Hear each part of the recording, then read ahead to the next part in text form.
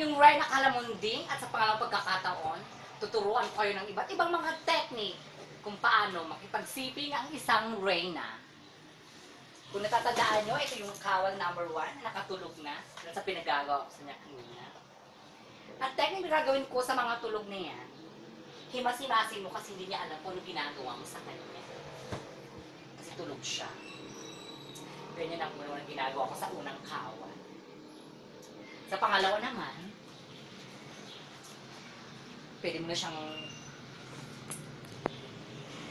siyang upuan. Kasi parang ang nangangabayo. O, diba?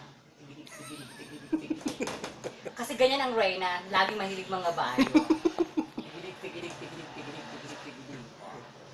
At sa pangatlong kawal, dahil siya ang pinaka-importanting kawal.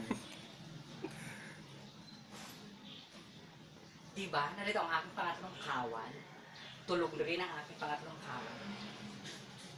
So, ginagawa ko. Pwede mo siya ipag-iheli ko na lang siya. Kasi tulog na siya eh. Diba? Pwede mo naman patulogin ng isang kawal. Ganyan ang ginagawa ng kawal. Nang ready sa kanya mga kawal para sa pakipagsiping. Ganyan kaganda ang Reyna. Ang init-init. Ngayon gising ng aking mga kawan. Kumusta ang aking mga kawan? Ganyan makipagsiping. Ano